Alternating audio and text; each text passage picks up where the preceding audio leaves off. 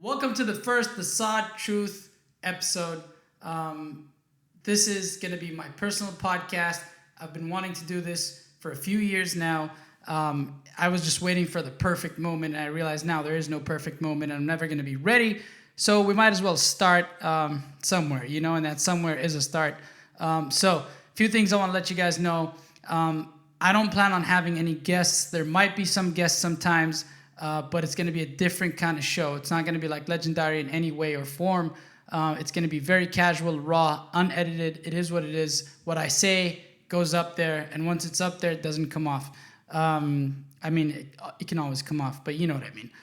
So I just want to talk to you guys about a few things on this episode. I know there's a little bit of an echo in this room, but we're working on this. I just moved, so it's been hectic. There is no budget behind this podcast. Pretty much the only budget is the rent because it offers this room. So grateful for that. So a lot of things, a lot of times I get asked, how did you get into comedy? And, and I think I want to talk about that a little bit on this episode because comedy is not something that I wanted to do ever since I was a child. All right. Like in high school, I was class clown, I think every year from like 6th grade all the way to senior year. It wasn't like I had this ideology like, hey, I'm going to be the funniest kid in my school. It's just that I just didn't really like going to school. I didn't really like listening to lectures. And I definitely didn't think that I was learning anything. Looking back at it, I definitely picked up a few things. I love learning now, but I love learning in a different way. I don't really necessarily like the way the education system is set up back home in Kuwait or in the States, I guess, because it's an American system. However, comedy is something that, when I went to law school and I did for my grad studies, I went to law school and during my last class, our professor asked me, so what are your plans after graduation? Are you going to, take the bar? Do you want to become a practicing, lawyer? And I was like, I don't think so. I don't think this is for me. And he said, well, Saad, if you're not going to practice law, you should at least try stand-up comedy. And I was like, I remember thinking to myself, like, what is he talking about? What do you mean if you're not going to practice law, you should try stand-up? And he goes, no, I'm serious. Like, you're an entertainer. And if you're not going to stand in a courtroom, go stand on a stage. I can see that happen. So I was like, cool. I talked to a friend of mine, a classmate of mine, and she was like, yeah, dude, like, you should definitely give it a shot. And I remember that weekend, I went to my first stand-up open mic, and it was at the West Side Comedy Theater in Santa Monica. And I put my name in a bucket. My name got pulled out. And then I did, I think, a minute and a half. I think you have 3 minutes or 2 minutes. I did a minute and a half, and I wrote 2 lines, and the crowd laughed. But I was super nervous. And then I got off stage. I watched the tape, and I was like, I think I like this. And then I started going every Saturday because it was a mic every Saturday. So I started going every Saturday and trying to add one more joke, write one more line. And then it happened for a good 6 to 7 months where I would go every Saturday. And then I decided I really like this. I feel like it's me. So I want to pursue it on a more professional level or a more obsessive level, I guess. And so I moved from the West Side to mid-city LA, just to be closer to the other mics and the other comedy spots, like the Comedy Store, Laugh Factory, Improv. And I started doing a mic a night, 6-7 nights a week. And then at some points, it got to 2 mics a night or 3 mics a night, 5 days a week, 6 days a week, whatever. And I started writing more, and I fell in love with it. And then when I did my first show, I realized that this is something I want to pursue. This is a door that's been unlocked that I just want to walk into and see what happens because it just felt so true to who I was. So that's how, I got into comedy. But there's a story definitely that I want to talk to you guys about. And I think this is the reason why I want to start this episode like that. And because it's in my life, I feel like I've always been the type of individual that's I set a goal and I go after it, but I've come to realize that I don't necessarily think logically about things. You know what I mean? I don't think things through before I do them. I'm not saying that I'm irrational, but sometimes, I'm not gonna lie. But I do act based on impulse or like a gut instinct. I don't know how effective that is. So far, it's been working out. There's definitely, peaks and valleys.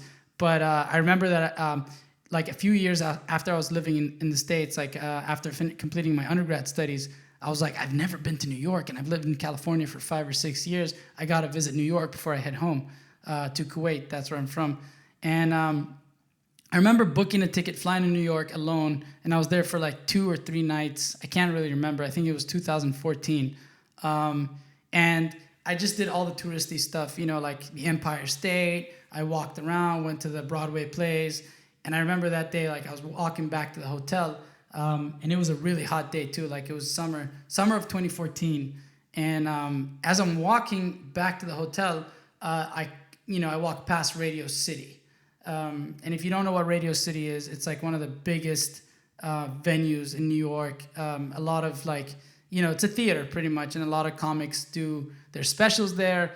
John Mulaney filmed his last Netflix special at Radio City, I think, unless he released a new one that I'm not up to date on. Anyways, that's not the point. I'm getting off track here. But I was walking past the Radio City, and this guy comes up to me and goes, whoa, yo.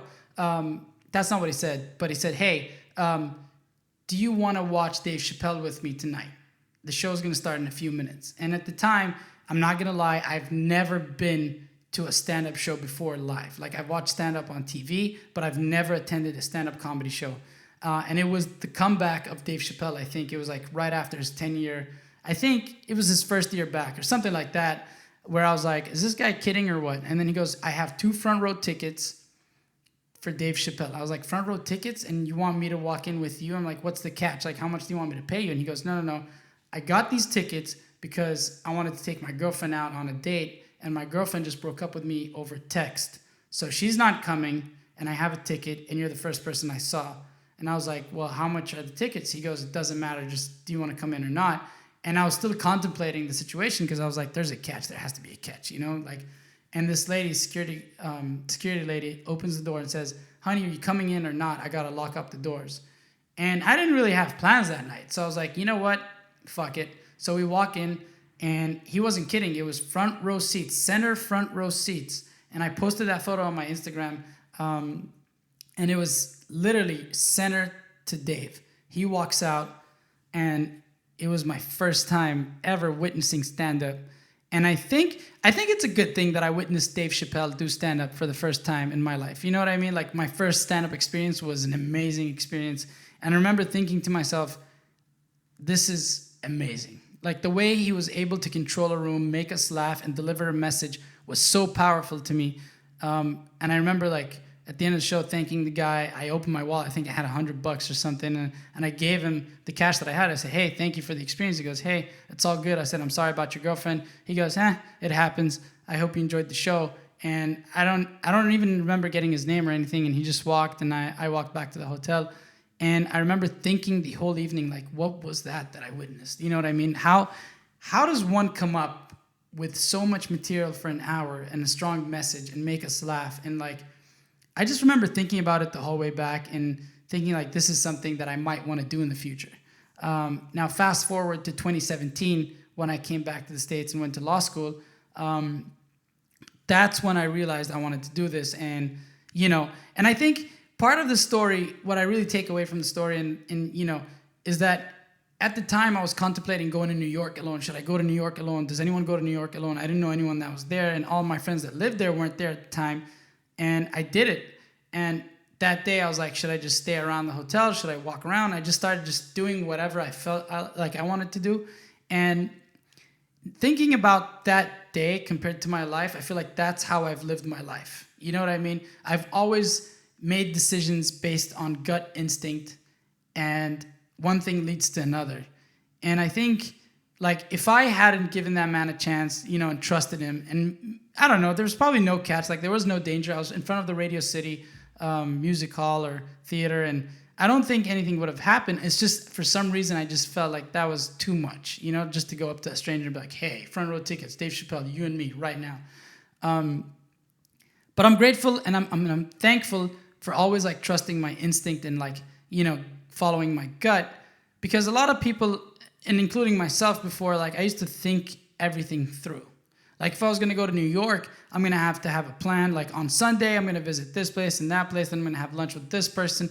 But, since that time until today, like since 24, I've just really just followed my inclinations. And I think that's how I also found comedy, right? Because like after graduating in undergrad and working for a year and then quitting my job, I just started following my gut, even though I had no direction. I had no plan. I decided to move back to the States, enrolled in law school. And at the time I was training jiu-jitsu, and I'm still training. I'm going back into it because it's been hectic. But and I was like, I need to move back to California to train with my team, to figure out what I want to do with my future. And during law school, even though I wasn't trying to become a lawyer, I was studying. I was getting my master's in dispute resolution. To practice mediation. But I was like, that sounds like something I need in my life, how to resolve conflict. And there was no plan, and everyone would ask me, like, what's your plan? What are you going to do? What's next? And during that year in law school, I was like, cool, I'm going to start a blog called Legendary. That blog became, the podcast / docu-series that's on YouTube. If you haven't watched it, check it out. If you have, cool. I hope you like it. Where I interviewed different people, different individuals across like various domains and shared their stories in a documentary setting. And that became something that ended up breeding Underdog Media, which is a digital media production company that my cousin and I started here in LA.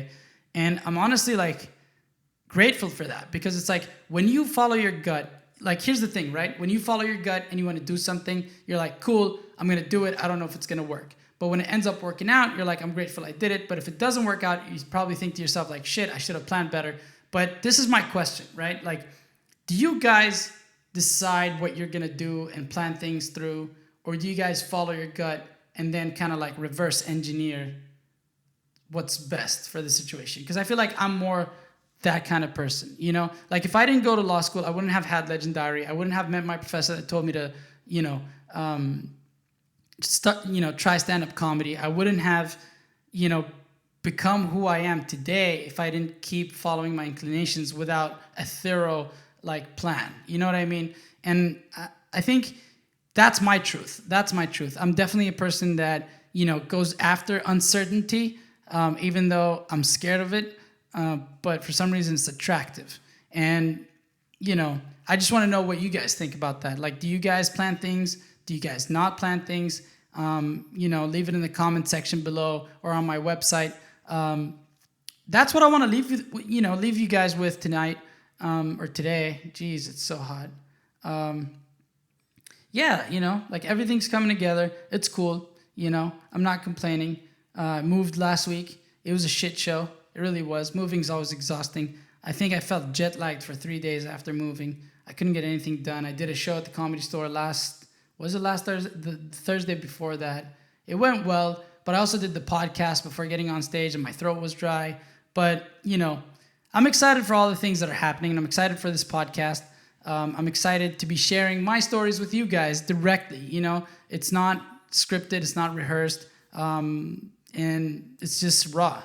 And I kind of want us to, start having discussions about these questions that I'm asking. And that's why I called it the Saad Truth. Not only do I think it's a cool name, and shout out to my cousin because he was like, hey, you should call it the Saad Truth. But I really want to share my truth with you guys in every episode, a few thoughts. I'm going to be releasing these episodes on Wednesdays, mostly because I think I'm a Wednesday person. You know what I mean? Like, I was thinking, like, should I release it on Monday? But I feel like Monday's the start of the week. Everybody's stressed. No one gives a shit what I have to say. Not that I'm saying that on Wednesday you are, but you might. And then the weekends, people are like relaxing and thinking about how to like recover from the week. And I feel like Wednesday is a perfect day to give you guys something to entertain you, to push you, motivate you towards the last few days before the weekend, and kind of like help you reflect on the first few days, because I feel like I'm a Wednesday kind of guy. I don't want to meet you guys when you're about to start something. I don't want to meet you guys when you're done. Midway is a good way. I'm just making up quotes. And that was a car that just passed by. If you heard it, I kept the window cracked open because it's really hot. I'm actually sweating right now. I might have to just start the fan for the next episode. Yeah, this episode's going to be short, I guess. We're going to end it right here. I had a great time. What I want to do is maybe like if you guys have questions, hit me up in the comment section below. Go to my website, write them down also in the TST pod. I can't even speak English right now. I'm just going to have a sip of water. It's good water. Anyways, guys, thank you so much for tuning in. This was the Saad Truth. This was the first episode. Let's get the ball rolling. And I'll see you guys next Wednesday. Until then, my name is Saad, and I definitely do not approve this message.